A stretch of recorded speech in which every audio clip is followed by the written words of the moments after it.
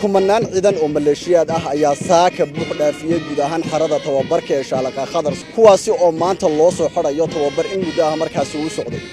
waa taariikhda markii koobaad ee ciidan maleeshiyaad ah oo dufcadii koobaad ay ka qalin jabiyaan guud ahaan deegaanka Soomaalida ciidamadani ayaa waxay ka kooban yihiin guud ahaanba gobolada maamul magaalooyinka iyo degmooyinka deegaanka madaxweynaha dowladda deegaanka Soomaalida mudane Mustafa Maxamed Umar injineer Maxamed Shaale Isaaq madaxa xafiiska xisbiga barwaaqo ee Soomaalida hogaanka xafiiska nabadgelyada Dr. Xuseen Xaashi Qaasim oo ay weheliyaan mas'uuliyiin kale oo heer deegaan ah iyo marti sharaf kale ayaa ka qayb galay munaasabadda xidhitaanka tababarka ciidankani cutubyo ka tirsan ciidamada maleeshiyada ee tababarka dhameystay ayaa soo bandhigay socod habaysan oo tallaabada la isla helayo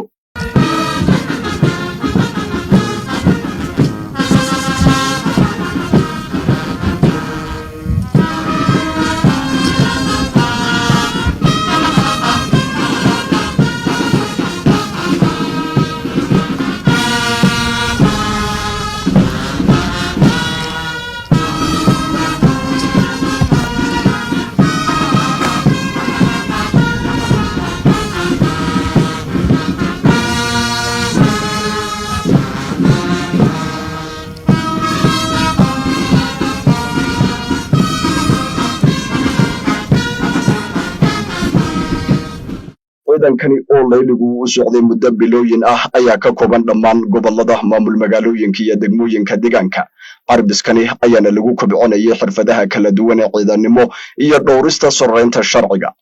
madaxweyne Mustafa Maxamed Umar ayaa sheegay in ay dawladda ka go'an tahay kor u qaadida nolosha ciidanka maleeshiyada isla markaasina hadda loo kordhiyay mushaharka ciidanka waxa hubaala in deegaankeenu jiritaankiisu ay ku xiran tahay in la helo xuduud amni oo xoogaga amniga ah oo dhameystiran oo sidoo kale moraal u haya shaqooyinka ay hayaan dawladnimada asaaskeeda ugu ballaaran iyo dhaxaadku maadaama amni yahay amnigana kuwa ugu weyn ee kaalinta ka qaata ay hay'adaha amniga xukuumaddu waxay qaadatay istaraatiijiyad ah in si ballaaran dib loogu adkeeyo loo yeegleelo hay'adaha amniga dadaalkan maanta aad arkaysaana waa qayb ka mid ah qorshahaas guud ee la qaatay ciidamada maleeshiyada in laga dhigo ciidamo heer deegaan go'aan ayaa la qaatay waxa kale oo la qaatay in noloshooda wax laga bedelo iyadoo oo lagu bilaabayo mushaharkooda oo ilaa iyo kumbir ila ku daro la go'aamiyay laakiin kolba duruufaha jira iyadoo la eegayo in mar walba kor loo sii qaado xafiis heer deegaan ciidan heer deegaan hoos yimaada oo qorshayaasha heer deegaan lagu qaato qayb ka noqda inaad noqotaan ayaa weeye qorshaha hadda yaalla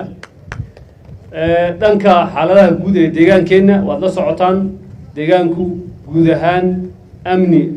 ballaaran ayaa ka jira saddexdii sane u dambeysay laakiin saddexdaas sannadood waxaa jira gobol ay isaga dhibaatooyin u bilaabatay oo isbeddelkii kadib marka guud ahaan markaan leenahay amni baa noo bilowday waa run 10 gobol oo ka mid ah amni fiican laakiin gobolka city sida aad la socotaan dhibaatooyin baa ka jira xalkeedina waa lagu jiraa waxa la wixii looga baahdo ciidankana iyadoo hadda qorshe uuna jirin ah in ciidankani hawlahaas ka qayb qaataan oo hadda cadow la halkan ka sheegayno haddana deegaankiina maadaama uu yahay diyaargarow guud inuu jiro maskaxdiina waa loo baahan yahay inaad buuxisaan kaalimaha meelaha ay ka baxaan ciidanka liyu boolisku waxa ugu horeeya marka shaqadiina waxa weeye xuduudaha iyo meelaha ay ka baxaan inaad ilaalisaan waxa kaloo shaqadiina noqonaysa inaad isku dhaca qabaa'ilka aad ka hortagtaan oo hadda ka hor goldololooyin ay jireen in mararka qaarkood ay dhacdaba in tababar la'aantii iyo jahayn la'aantii jirtay awgeed laga yaabo mararka qaarkood dad kooban oo maleeshiyaadkiiba inay qayb ka noqdaan sidaa daraaddeed waxaa laydiin sheegayaa maanta laga bilaabo maadaama aad noqoteen ciidan heer deegaana isku dhacyada qabaa'ilka si qabiila loogama qayb qaadan karo waa inaad ciidan ahaan uga hortagtaan qaab dhismeedkii arrintaa idiin hirgelin lahaana annagoo kala tashanayna maamulada gobollada waan gelaynaa marka inaad kaalinta ugu weyn ay noqoto inaad mar arrimaha ka hortagtaan waxaan sababta idinkala dardaarmayaa waxaan ognahay kooxda argagixisada ee TPLF hadda dagaalka ku wada dalku inay u qorsheysan tahay inay qasaan deegaanka Soomaalida waxay qarinayaan maaha waa waxay ku hadlayaan waa waxay diyaarsadeen qaababka ay deegaanka inay u qasaan u rabaan waxa ugu horeysa inay meelaha nugul ay og yihiin ka faa'iideystaan oo qabaa'ilada qori isugu dhiibaan toddobaadkana waxa muuqata ifafaalooyin muujinaya in dad u adeegaya TPLF ay dib u horinayaan isku dhacyo qabaa'il oo meelo kala duwan deegaankeena ka dhacaya iyadoo mamarsiyo laga dhiganayo ama deegaameyntii la joojiyay oo dib loo bilaabayo ama dekanooyin hore iyo wax noocaas la daba gelayo inay socdaan waxyaalo markaad eegto aad moodayso qabaa'il islaynaya laakiin dhab ahaan qayb ka ah qorshe ballaaran oo in khalkhal lagu geliyo ammaanka deegaanka sidaa daraaddeed waxaa la idinku dardaarmayaa inaad si adag u qaadataan shaqadaas la idiin dirayo ah ka hortagga isku dhacyada idinkoo raacaya awaamirta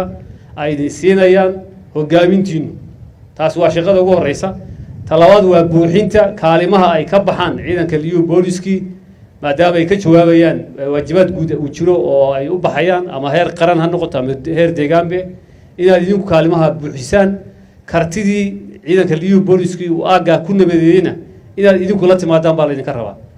18 Maarch 2021 tirsiga caalamka ayay markii ugu horeysay saraakiisha ciidamada Maleeshiyadu la kulmeen madaxweynaha deegaanka oo ay u soo bandhigeen tabashooyinkooda waxayna ahayd markii koobaad ee ay madaxweyne la kulmaan fadhigaasi ayuuna madaxweynuhu ku sheegay in ciidanka Maleeshiyada ay xukuumaddu ahmiyad gaar ah siin doonto wana markii koobaad taariikhda abid ee ciidan Maleeshiyad ah la siiyo tababar ciidannimo oo dhameystiran